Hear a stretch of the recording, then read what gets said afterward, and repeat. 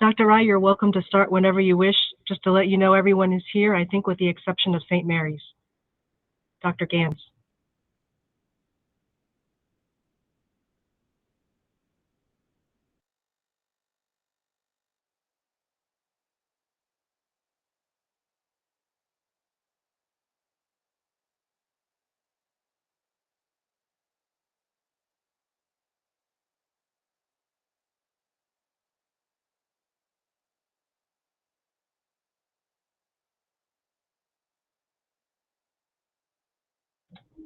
Apparently, Dr. Rai is having audio issues, so he'll be back on shortly.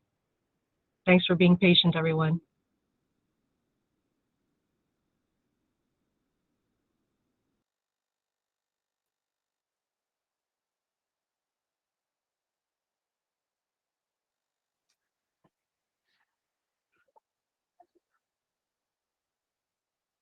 Can you hear me?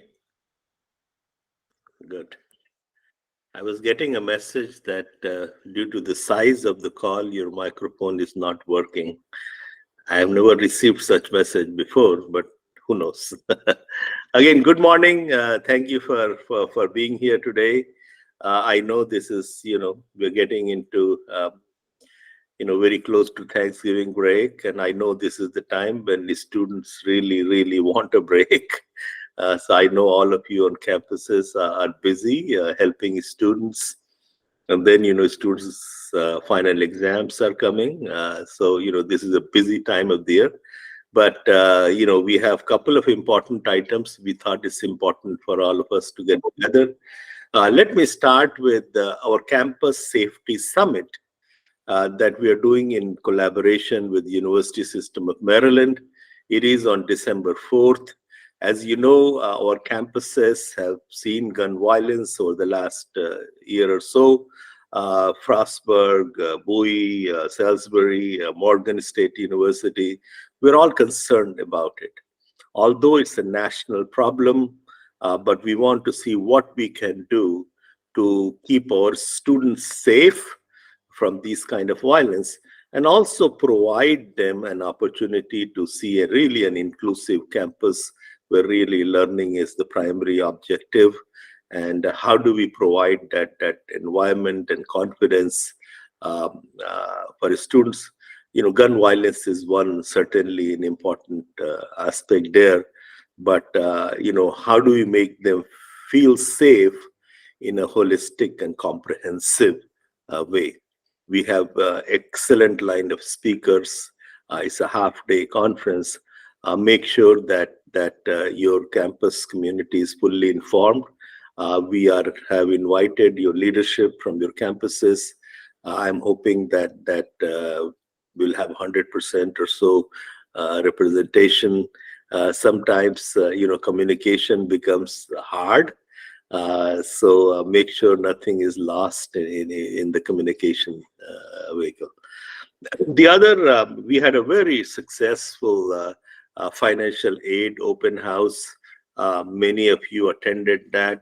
I want to thank a few people, starting with our chair, Cassie Motts. She has a day job, but she spent few hours.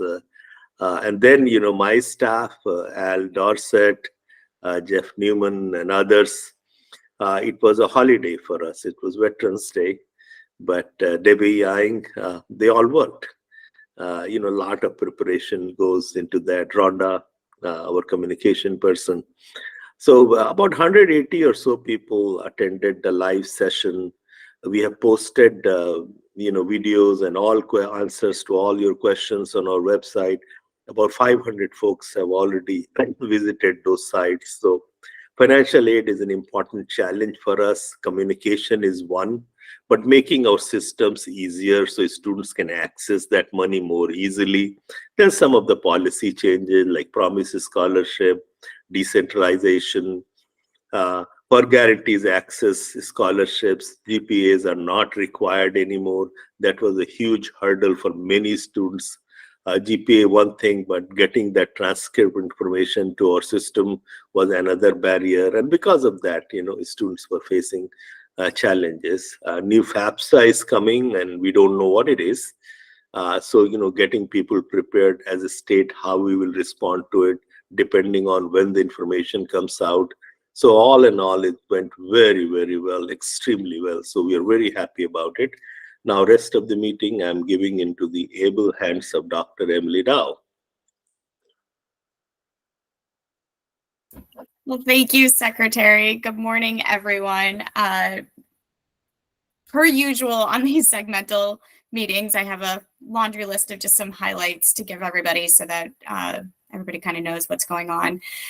The first is thanks to all for providing information on opening fall enrollment. As many of you know, this is a snapshot piece of data that we ask campuses to give us, kind of just a what is your opening fall enrollment headcount at the undergrad and graduate level. We issue out a dashboard on this every year. And so we're close. The dashboard will be released in the next week or two, and we'll let you know. But to give you a quick preview, enrollment is increasing. So this is overall enrollment for the past couple of years.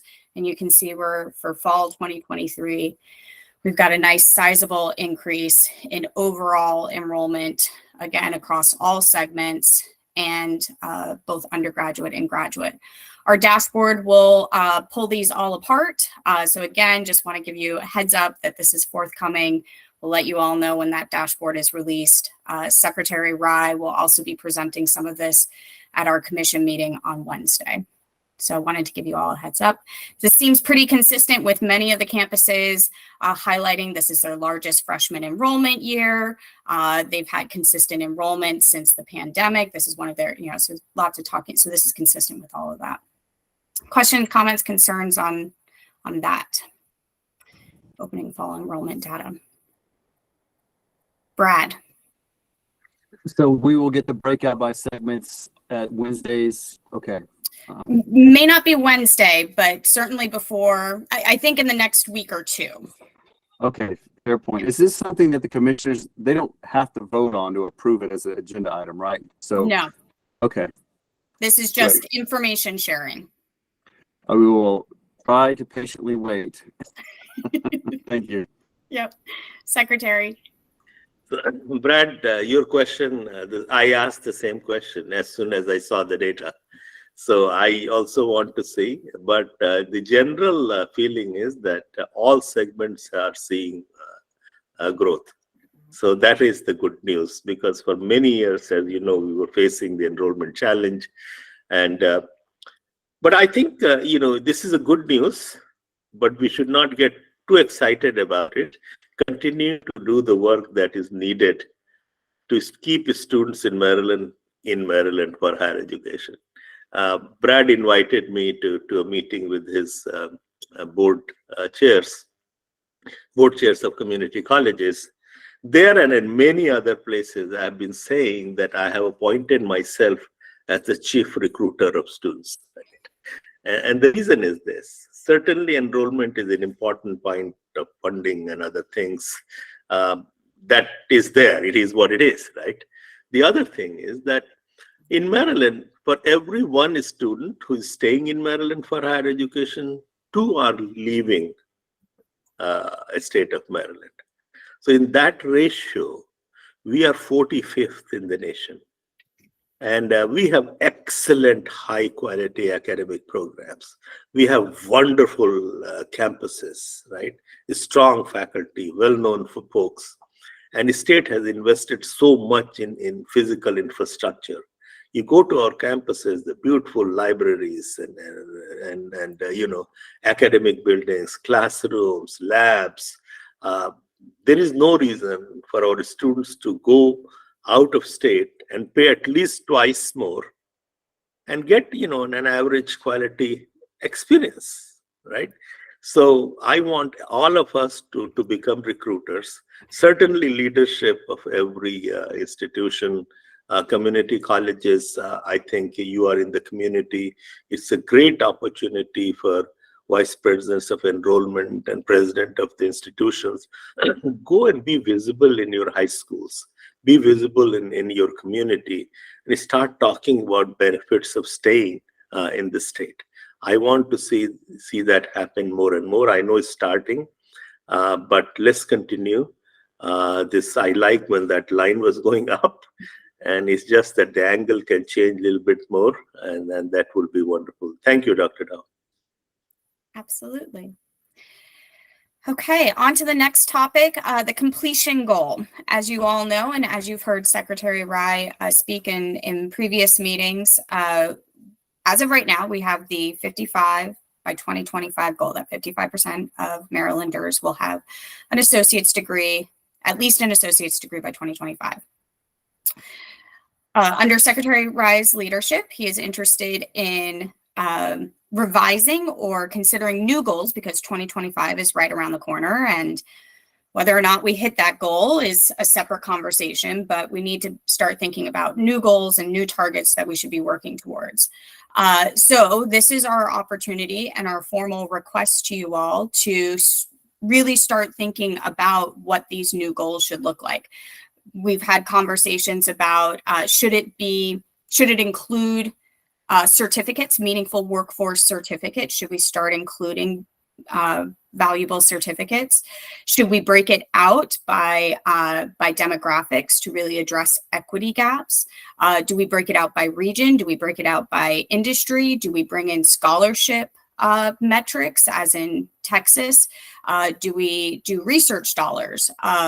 What metrics should we start thinking about, either at a 5-year mark, 7-year mark, 10-year mark, that would capture the great work that the campuses are doing and also push us to try to do better? So Secretary Rai, hopefully I provided a good summary there. Consider this our formal request to start giving us ideas to work with as we start to think through how we will decide new metrics moving forward. Thank you, Dr. Rao. So we had this discussion, I think, 2 meetings before. And what I want to request you is that for your leadership meetings agenda, make sure this is a standing item, and your campuses and your leadership, I know you all have meetings, because in higher education, we love meetings, right? So make sure that, we want to do this with collaboration, with grassroots thinking, not top-down approach, because that doesn't work, right? So make sure that you are getting input from your leadership, and then you want to bring it here. Next meeting, we will put it on the agenda again, and we'll ask you to provide specific suggestions that are coming from your segments of higher education. And our approach is that we'll be working with the HCM strategies. No taxpayer dollars are used. They will be supported by Lumina Foundation. And then we will have a kind of work group that will work with all aspects of our state, whether it's elected leaders, business, industries, higher education, K through 12. And then we will come up with our statewide goals. So make sure it's on the agenda of your meetings and is being discussed so that you can bring your valuable input here. You can look at examples from other states. We looked at Texas here at one of the meetings, but that's not the only state. There are others too. And especially, you want to look at your own sectors, goals that fits for community colleges, and then goals for our research universities, our patents and translational research, those types of things. We want to look at everything, and that will also generate good conversation and funding support for higher education, right? So if we align ourselves with the challenges that we face as a state and the opportunities that are ahead of us, how do we seize upon them? And if we make a great case, it becomes wonderful for support, funding support as well. Thank you, Dr. Rao. Thank you, Matt. Thanks. I certainly support more resources for MHEC and as much support as you can get. I'm just also curious, like, how is HCM selected, or how is it that they're the entity that gets to do this great work? So they were In 2013, when the state did this work, Lumina Foundation had supported that work. Now, Lumina Foundation reached us again for doing this support. Since we are not providing any taxpayer funding, we looked at what they are doing. If you look at all other states, they are the entity. They are providing, financial support to do this work. No one else is doing it, and they seem to have, expertise, and they have created these plans for the states that are leading that work, and that's how it happened. They are only supporting. They're not making decisions. They are providing us with best practices and helping us create our goals. Brad. Yeah, thank you. I have a couple of questions because I was around way back in 2013 when this was done, and it was a national sort of agenda, and I know that we weren't where we needed to be when it came to counting other things other than degrees. So I know as we go forward, my presidents are going to be strong advocates for all types of credentials to help with that goal. But one of the things I guess we need to figure out as a group would be what's the goal for what year, and how to determine how we can not fall into the same sort of program or issues we did with not meeting the 2025 goal. And I assume HGM will help us with that because of migratory patterns and people coming in and out, some of the things that you listed in your report. But I guess the main thing is this is going to be another goal for 2025. That was like almost a 15-year stretch goal where we were all just sort of annually increasing our degrees by 2%. I guess, is there any sort of national agenda to move this needle to 2040, or are we just going to make that decision as a state? What year? Yeah, good, very, very several important questions there, Brad. That I'm glad you asked that. As you know, 2013 was initiated by President Obama's call for completion agenda. There is no call like that today, right? But if you look at the call today, is about what? National student debt, right? The other conversation is ROI on higher education, right? And certainly moving our economy ahead, making our economy competitive. So states are now coming up with short-term goals, yearly goals, and long-term goals. So for example, Texas has a long-term goal, 60 by 30, 60% by 2030. And in that 60%, they are counting certificates and other things. And they should be, right? I mean, if you look at your institutions, the number of students served on the non-credit side is significantly large. So that should be part of our conversation. And it's very important for our economy, right? So that's the long-term goal. Their short-term goal is producing 550,000, more than 500,000 credentials of economic value every year. And students get to those credentials debt-free. So we can say, we are not a very large state, not 500,000, maybe some other numbers, but credentials of economic value tied to our labor force data. Think about that, right? And we monitor that every day. HVAC technicians, our states needs 2,000 or so, right? How are we going to produce that so that residents here can have access to these jobs? These HVAC jobs, as you know, it could be $100 an hour, right? When your AC breaks, when your heating breaks, you know how it goes, right?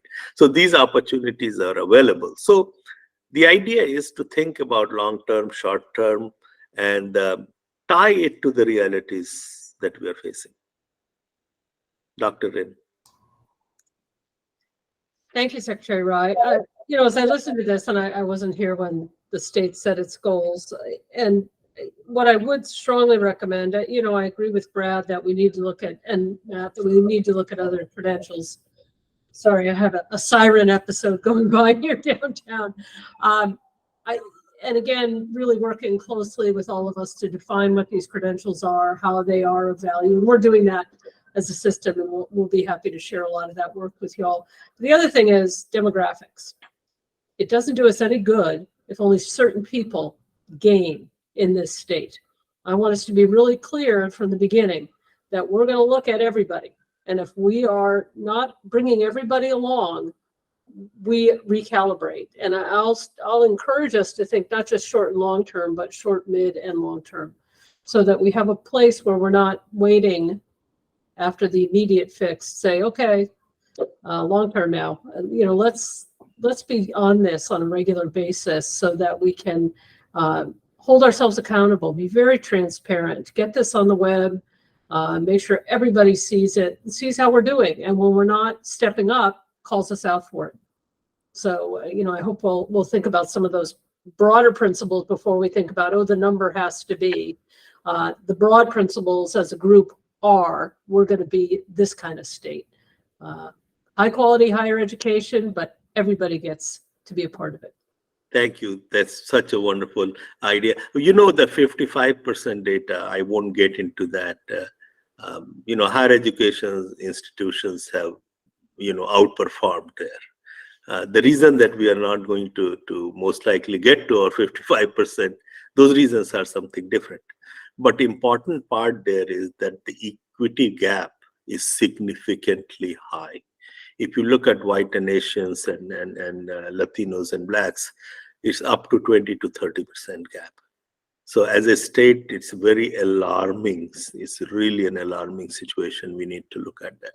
The other thing is that certificates, certainly, we need to count them. But if someone gets a certificate in HVAC, Brad, I think we need to find a way to get that person to a path to bachelor's in applied studies or something like that. In the long term, a post-secondary credential, bachelor's degree, with the kind of economy we have, in the end, you don't have to start with that. Everyone doesn't have to start, but we have to find a way so everyone ends up with that, right? So I think that's something we need as we plan. That should be a consideration. And certainly research wise, translational research, more company-sponsored research, especially AI and other emerging areas.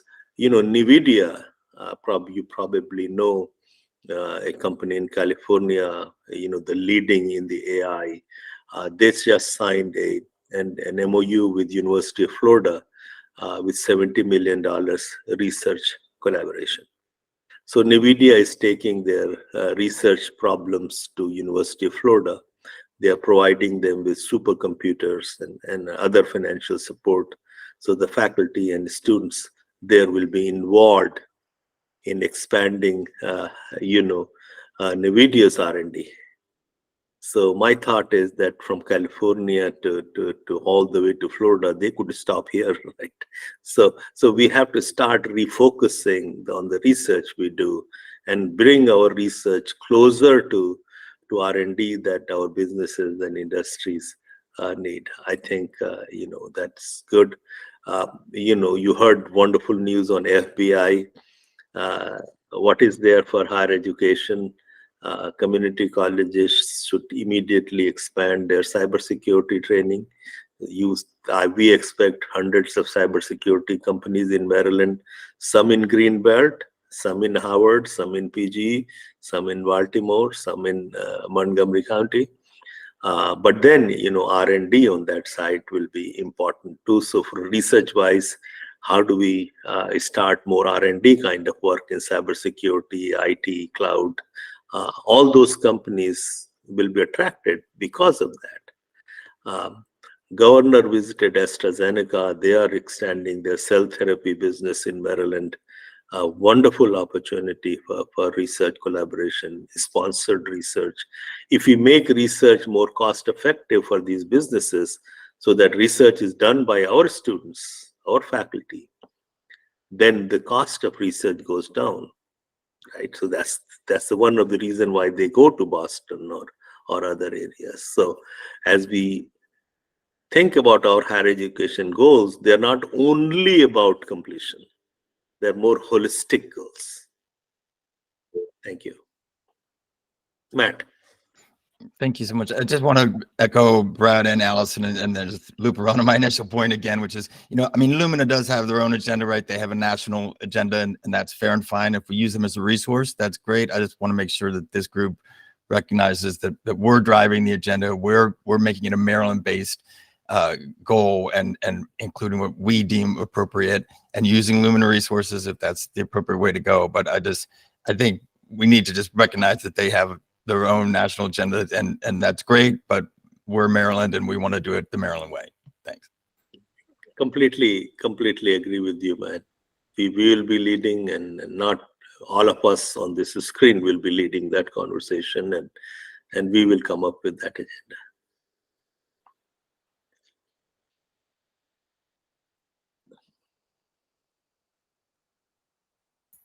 So just looping back on the equity issue. So we produce a report every year around Progress to 55. This is the 2022 report. We started highlighting inequities maybe about 4 years ago in this report. And so unfortunately, not much has changed. These inequities persist. So I think, just echoing previous comments, we have data already that demonstrates we've got a problem here. So we'll continue to keep an eye on this and report out on it, and just know that we do this report every year. The next report is forthcoming in December, and we'll certainly let you all know when that gets released. Monica. Thanks, Emily. Just to kind of piggyback on what Allison mentioned, as well as what Brad mentioned as well. Looking at economic mobility and parsing the data, even more so than just race is important, but also wealth and income. I don't know if we've done that in the past, but I think as we're moving forward, if that's something that we could look at either with MLDS data or what have you, but just keeping in mind parsing the data even more beyond race, especially when we start looking at economic mobility, wealth, and income of citizens of Maryland as well.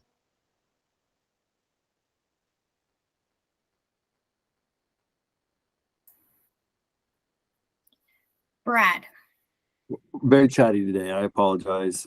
One of the reports that we had the pleasure of writing over the summer and the fall was our JCR on declining enrollment. And one of the things that I think really jumped out while I was writing that report is, around 2010, 2011, when we set this goal, 2013, we had this real big push to completion, not just enrollment, but completion. And then our segment for about a decade had a completion summit, and we really learned some of the best practices and promising solutions of what it required to actually help more students complete. And around this time, our funding got rebased in arcade funding. But as you just reported, we were still able to produce more students every year despite enrollment declines.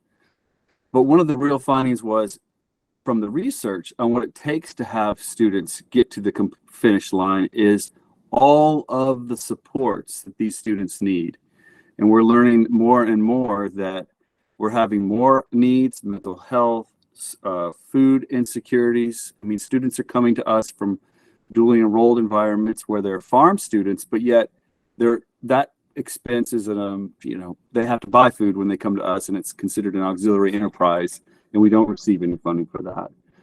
The next item on your list, students with disabilities. We spend an enormous amount of money on top of waiving tuition for this population, which is something that from a DEI perspective is a little bit inappropriate. I think the state should be investing highly in students that are disabled instead of sharing that, making everybody else pay for that cost by waiving tuition. So I'm hoping as we look at this new completion goal, we can actually put some strategy in, not only aligning with what business needs and sort of align how we can create that economy that Maryland wants to, sort of that macro plan, but deal with some of the realities that we know could help, especially around some of those inequities that you just showed in that chart. Because those are the areas where we need more support, we need more funding to be able to do that work. So I'll stop there. Brad, excellent points. And I think, as a higher education sector, we have to make a case, right? And that case has to be about equity, inclusion, creating an inclusive economy. Students with DSS, how can they access good jobs that are there, right? Our populations, significant number of populations who are not able to access higher education at this point, right? How do we provide that support? And the students who are coming to our institutions are not succeeding because, to large extent, not having kind of adequate support that they need. How do we create that support? So certainly, it gives a reason for us to more strongly ask for resources, but it also kind of helps us think about our own institution and efficiencies within our systems. I spent 30 years on the other side, so some tough decisions on the other side, and I think we have to succeed. There's no way, right? And right now the environment is in support of higher education. Leadership is in support of higher education. I believe if we can articulate a strong case collaboratively, more support and everything will happen for us.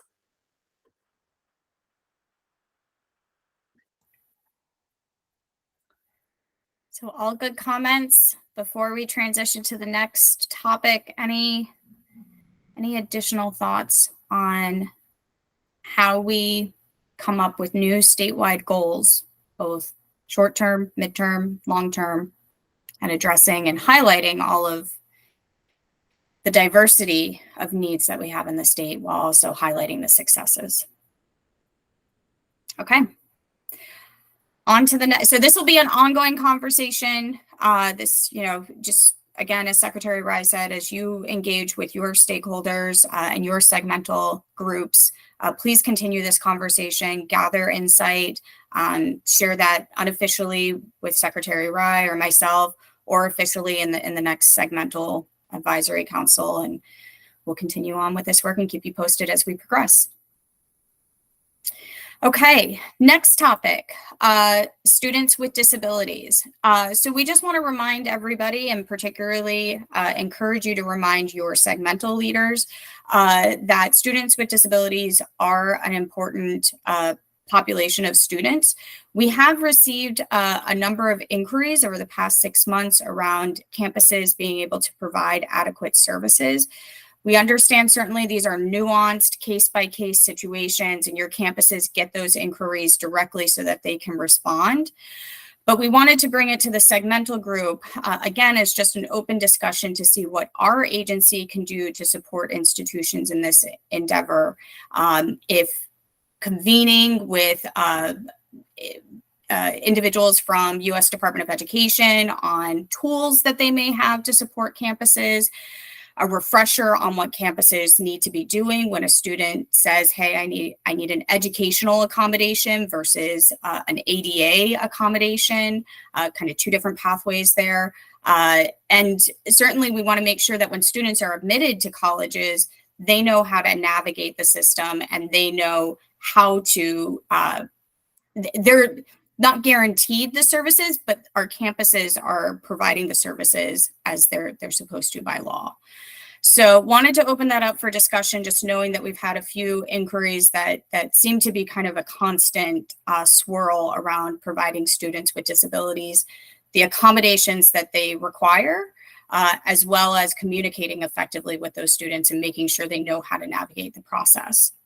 Admittedly, one more thing before I open it up for question, there is an ad hoc group called the student, it's a transition group with Department of Disabilities, a couple of other organizations that provide students services, particularly in K through 12, that ensure that students and teachers and school systems are doing what they need to do.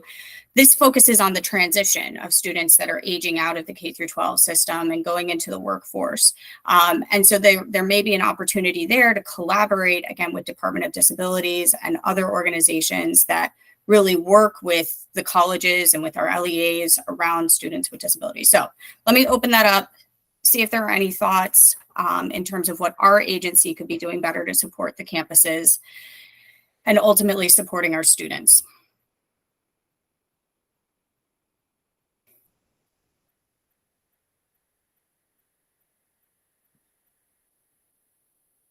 Brad. Sorry again.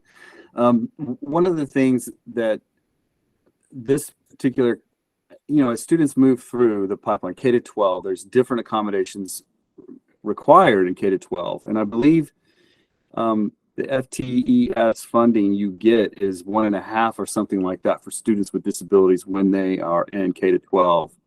But when they come to higher ed, it's all self-reported. They don't necessarily let you know when they show up. If they do need accommodations, if they need some type of a tutor, interpreter, something, those are sort of what we would consider expenses that we hadn't necessarily planned for. For a small to medium-sized college, they have to hire an interpreter for $40,000 out of nowhere, and on top of them not paying tuition, which is the largest chunk of our three-legged stool in funding.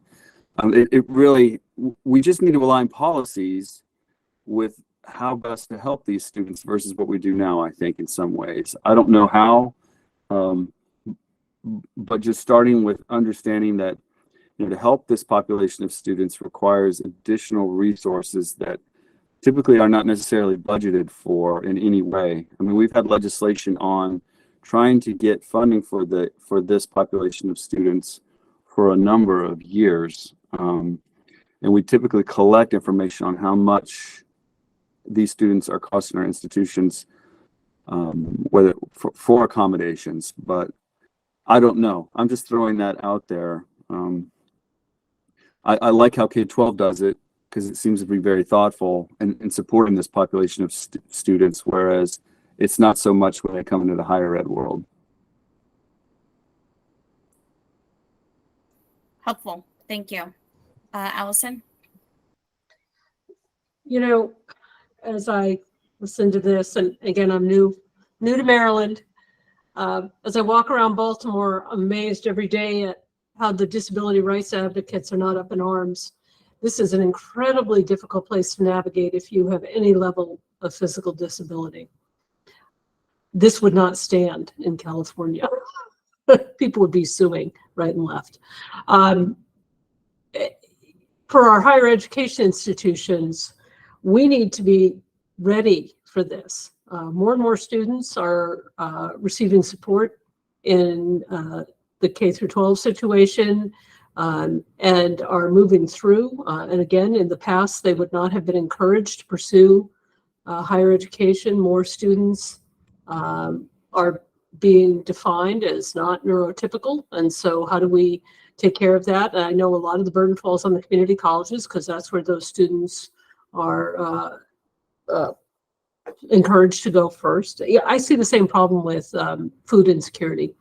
We feed students in the public schools and they turn 18 and graduate and it's like, good luck, you're on your own. That's not really tenable. How can we use technology? Again, I don't want to put anybody out of business, but there is amazing note-taking technology that's emerging with artificial intelligence that I've heard pitches from a couple of companies already that will become much more cost-effective. So how can we look into that as well as a state, as systems, as segments? And the state just has to, and I know the budget's hard this year. Budget's always hard, but again, we're not going to leave anybody behind, right? I thought that was the mantra here. Whether it's, your race, your ethnicity, your ability status, how do we ensure that you have access and the ability to succeed? Again, we can provide access every day of the week. But if we don't support, and again, students are coming to us differently. That's why Maryland's doing okay with enrollment, is we're able to provide access to more different kinds of students.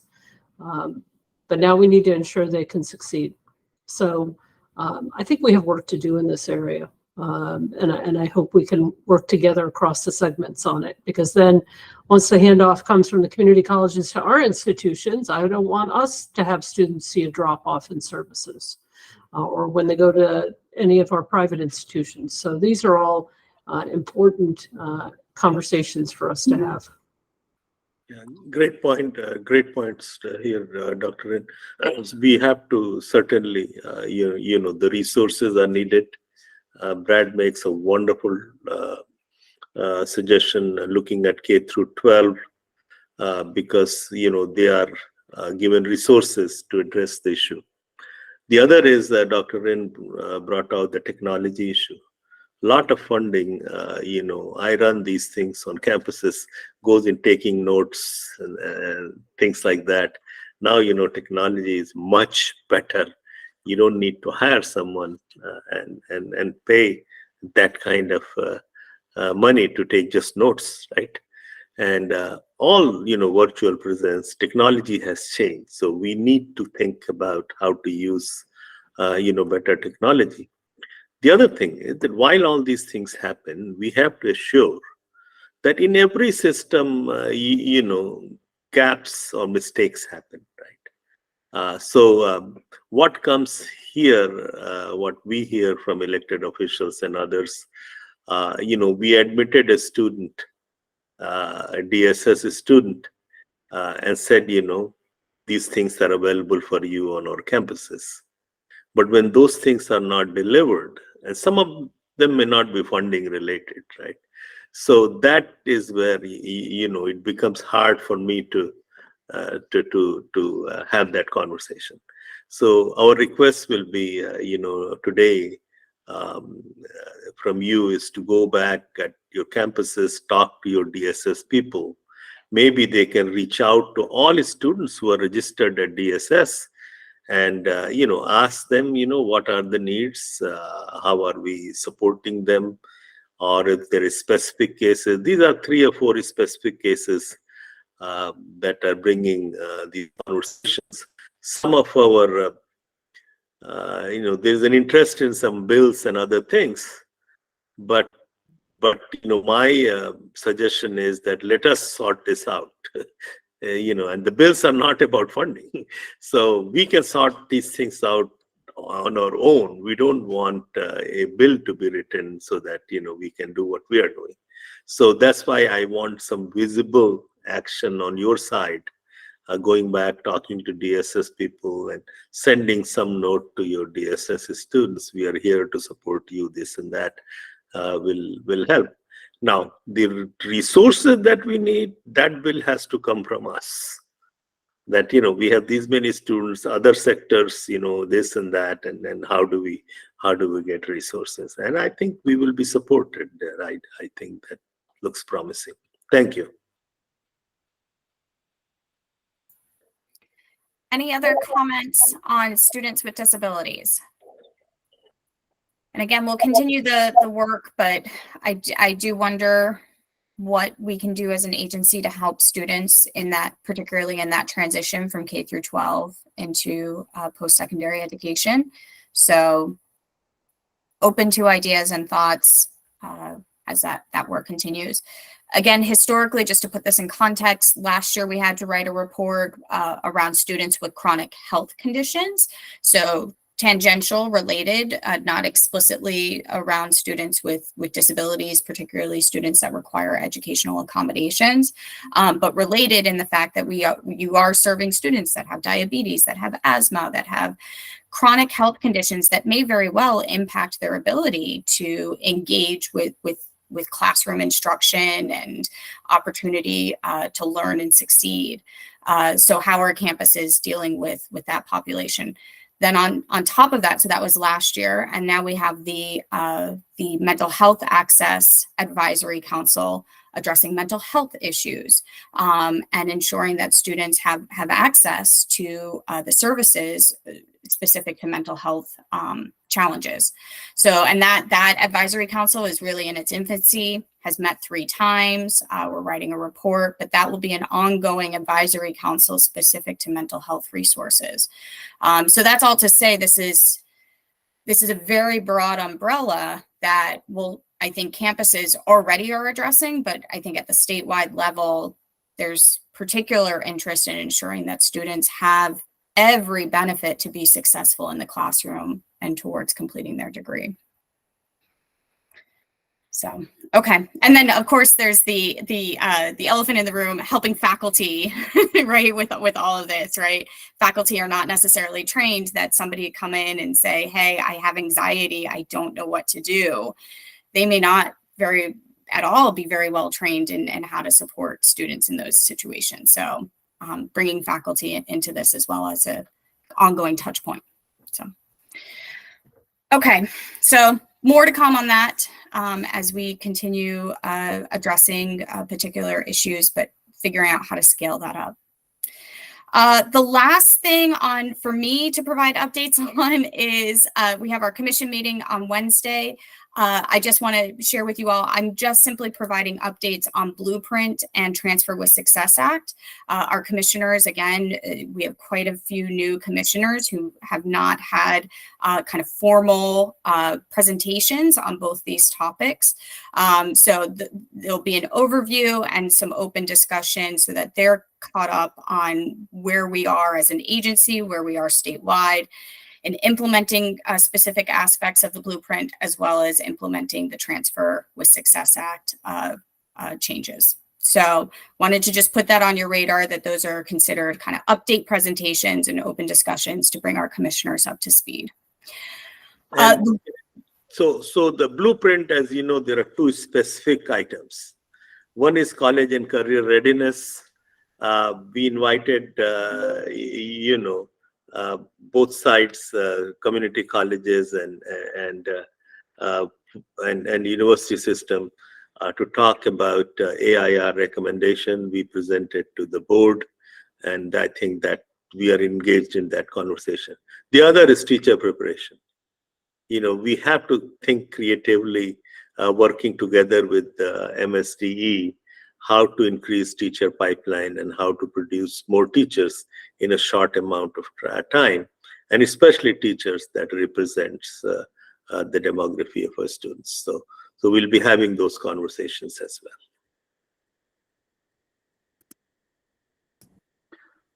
Brad. I have a question about the college and career readiness. I know Dr. Rai presented, was it just last week? Yeah, it was. But my concern is, the blueprint itself required an empirical study, which AIR did. They've issued their report. Their report has come along and provided multiple measures sort of approach to placement, college and career readiness. However, I'm concerned that the blueprint legislation itself really still in statute requires a single instance high stakes exam. To get that changed, will it require legislation to do so? And will MSDE be pushing for that? Or does MSDE think they can make the change in regulations? And I know this may be a conversation for another meeting, but I'm just been trying to get an answer for that for some time, and I just haven't been able to land it. Maybe you all have some insight. That is a good question. I do not know the answer to it, nor has it come up, at least in the meetings that I attend. I think it's actually a question for AIB, because they will be the ones holding MSDE accountable to what's in Blueprint. So the next time I'm in front of Rachel Heiss or others from AIB, I can get clarity on the exact letter of the law versus intent and what that looks like. So thank you, Emily. I mean, my concern is it's just going to overplace or not allow students opportunities that otherwise have been afforded for the past since 2013. And I know Dr. Rai knows this very well. So I just, whenever I get a chance to speak to this issue, I try to do so. And I can reach out to Rachel Heiss too. I believe she told me that it did require a fix When I talked to MSDE, they believed that it did not require a fix. It's the, where are we? Well, since 2018, community colleges are doing multiple placements, right? So whether it requires legislation or not, end result is, we are moving towards that. As another update, and Secretary Rai, I hope it's okay that I share this. Secretary Rai was able to have a meeting with the new superintendent just last week. Really positive meeting, certainly open to ongoing discussions. I think she's even attending one of the education deans and directors meetings that are forthcoming to help navigate the teacher preparation side of things and making sure she has a workforce that's ready to do many of these things. So very positive meeting. Secretary Rai, I don't know if you want to share anything else about your... Yeah, sure. She said we could share our conversation. So we are talking about more collaborative approach towards solving the teacher shortage issue. MSDE comes with the criteria and other things. And we have experts on our campuses. They can also give input how to improve this criteria. So it doesn't take, n number of years to get into the classroom.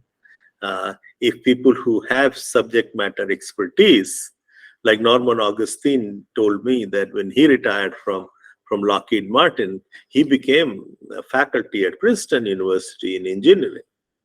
But he could not teach science in middle school in Bethesda, Maryland, because you need so much. So, and it could be discouraging, right? So people who have degrees, can they enter the classrooms? Dr. Dow has a specific idea. Maybe you can talk about, how two-year graduates start working in business and industry. So two-year graduates of teaching degrees, how can they be employed and they finish their degree while working? We have to think about other ways of doing this. And higher education perspective so far is not there. So what we are suggesting, and new superintendent is very accepting of that idea, a joint work groups with a timeline and come up with different programs. A lot of other states like Mississippi and others have done those things, and she comes from that state. So we need to get into a similar kind of a space, and we need to get there very soon.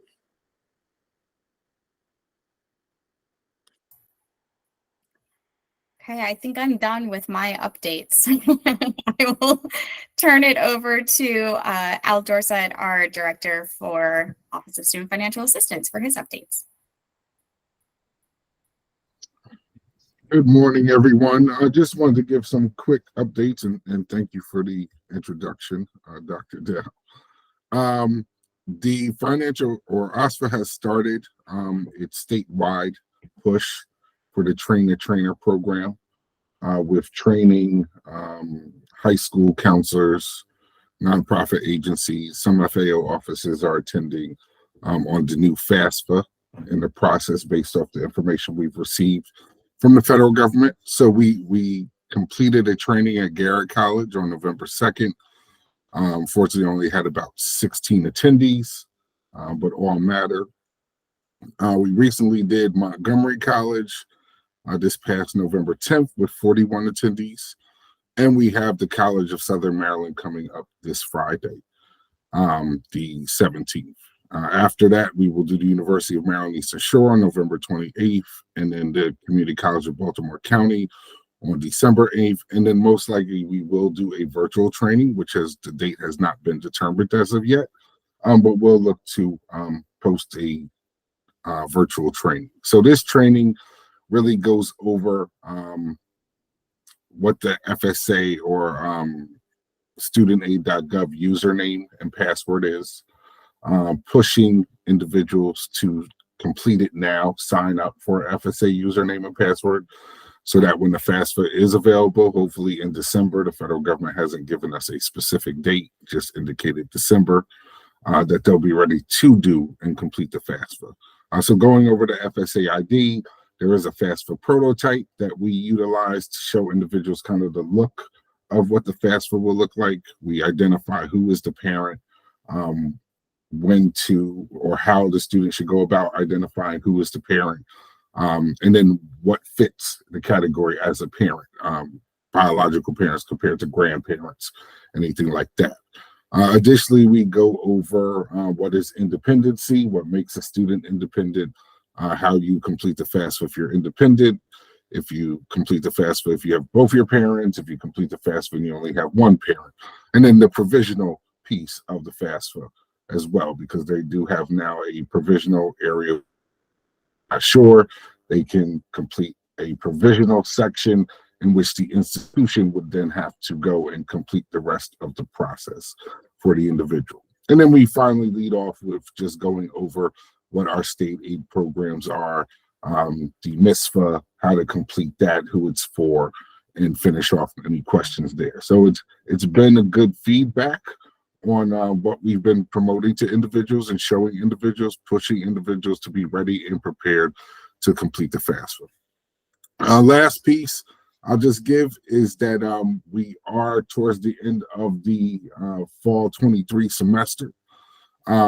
In regards to the EA grant, the GA grant, and the promise, we have paid a total in the EA grant 11,391 students for a total of 15,373,000. For the GA grant, we have paid 3,665 students for a total of 29,197,000. And then the promise, we have paid 939 students for a total of 1,628,000. At this point in time, we are communicating with the institutions because we are running our billing not certified roster. So I don't have those numbers for you right now, but we will be able to provide those numbers later on. But we're communicating to each institution specifically or especially for the GA, EA, and Promise to get those students certified and then paid. Biggest thing with the EA and GA is we want to make sure that institutions are not just skipping students who are not currently enrolled because those students have a dollar attached to them. So those students have accepted their awards, but they may not be enrolled at the institution, or there's some reason why those individuals are not being certified. If those individuals are not enrolled and can be certified as not attending, then we want to push the schools to do that, or the financial aid offices at the schools to do that, so that that can free up money so that we can go out and award more students based off that we have a certain allocation that we can't go over. So I'll be sharing that with the FAC committee as well. We meet this Thursday, and then we'll be communicating with the institutions as well. But that's it for my report. So if there are any questions, I'm happy to answer.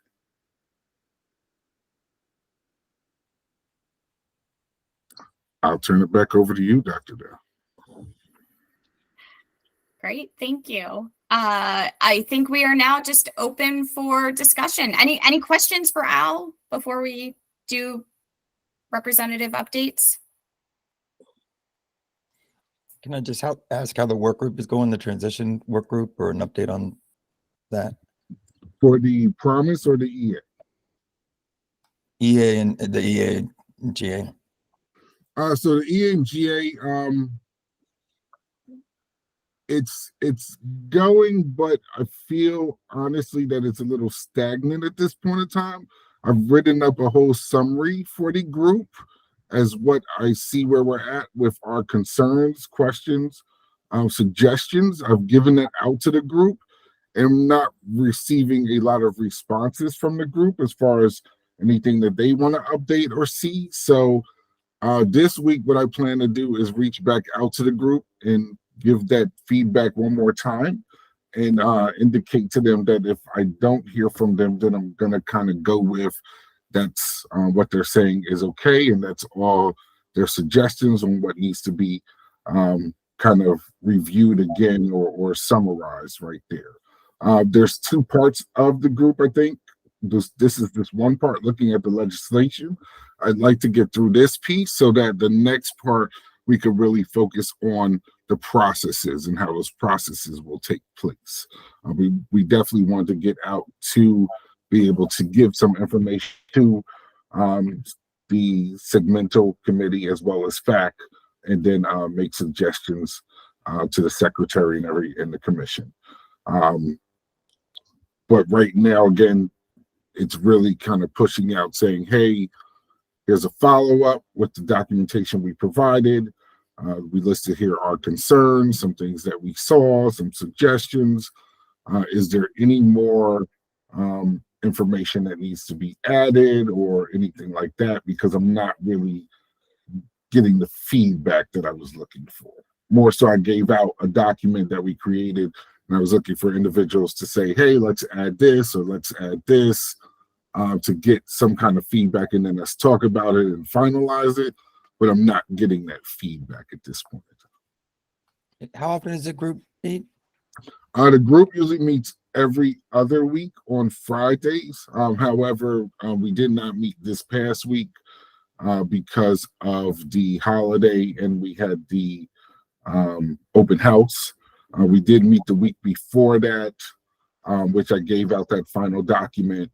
And we did not meet the week before that because I believe I had to go out of town to a training. So we've missed maybe 2 meetings, but the other meetings we've met, we've come up with I believe, a good, strong document, going over several areas of the bill, looking at concerns, not only providing those concerns, but looking at suggestions, whether it be legislative language and why there was a concern with that legislative language, to propose changes in that legislative language to make it a little bit stronger. And we wanted to word it and make sure that we worded it where we were pushing to not have it come off any offensive or like you didn't write this the right way or anything like that, just more so clarification and suggestions. So really, it's a strong document. I just think it needs to be finalized at this point in time. Sorry, last question, I promise. And so the group is anticipating MHEC putting legislation forward, a cleanup bill. Is that what you're saying? It's more of a summary of what we see the bill says. Some suggestions or some identification of where certain language is confusing and suggestions on that. And then other suggestions in regards to a study for a scaled awarding process for the GA. It just talks about a need for a study. So yeah, that's about it overall.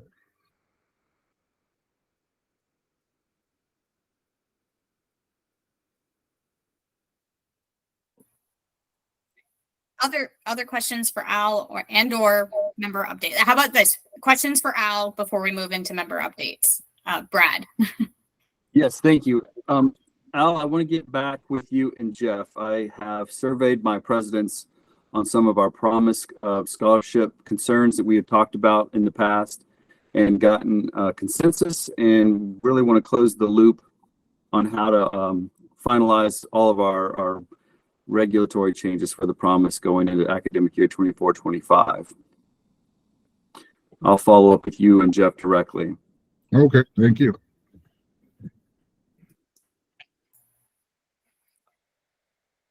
Any other questions? If not, we'll move into member updates. Why don't we do round robin? Let's go with Matt Mikua. Any updates for the good of the group? Nothing huge. We had our overnight retreat last week with all of our presidents. Chair Motz joined us for a significant portion of that event, and the governor was expected to join us, and then the FBI thing came at the same time, but he was gracious enough to move his schedule around and come the evening before. So it was fantastic. We had a great discussion with the governor. He's extremely supportive, and the board was very happy to see him and hear the kind words he had to say. So nothing particularly urgent other than that, just gearing up for session on our end and everything else. Great. Thank you, Matt. Let's go over to Brad with MAC. Thank you, Emily. I don't have much to report other than sort of the same lines as Matt. We had our board of directors meeting where we had our chair of each board and presidents meet to discuss some of the issues in the upcoming legislative session. We had Secretary Rye able to join us and give a great talk to our board members, which they thoroughly appreciated. And I think we're just sort of getting ready to figure out what this upcoming legislative season is going to be like. And I am going to get the privilege to talk with Dr. Curtinitis and Dr. Cliff Coppersmith of Chesapeake College this Wednesday evening for the Federal Reserve Bank of Richmond. We're doing some new metrics as the Fed has really pushed into this and is looking to figure out ways to capture the work that community colleges are doing within our communities. So that will be an exciting opportunity for us, but that's about it. Great. Thank you, Brad. Let's go to Allison at USM. Thanks, Emily. Again, it's the season of board meetings. So we had our board meeting last week, which went well. We are, of course, focused on student safety. We had a short presentation by the police, the chief at Towson, where we were located, where we welcomed our new president, Mark Ginsburg, at Towson University. We recently concluded our civic education conference. A number of you perhaps were involved with that. It went very well. Senator Ben Cardin was our keynote, really engaging conference. And we're looking forward to the Safety Summit. Again, safety encompasses more than gunshots fired or students shot, and we're very concerned about our students right now. The political tensions in the Middle East, I'm sure, are impacting your campuses as well. So we're working, our VPs of student affairs are incredibly busy right now, as is, I'm sure, the case on your campuses. Great, thank you. Phyllis at Morgan.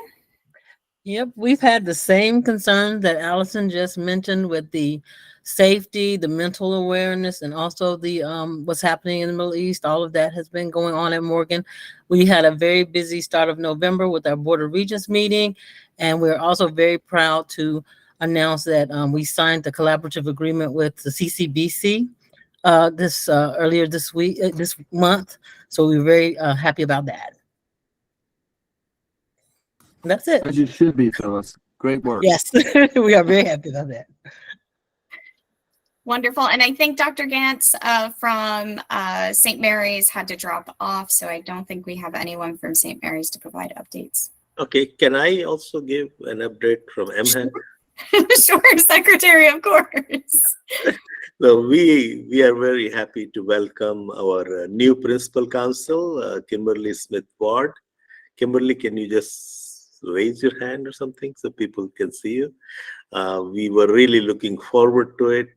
We are busy in other ways, and this position was open for more than a year. We thank our assistant attorney, Soma Kedia. We kept her busy, and we're delighted to have her. Thank you. Thank you, Secretary. Are there any other announcements for the good of the group? If not, I believe our next meeting is early January. Debbie, can you correct me if I'm wrong on that? Yes, that's correct, Emily. January 8th, Monday at 10 a.m. Okay. And virtual, I believe. Right before session starts, and we'll hit the new year in 2024. It's wild to think that that is 6 weeks away.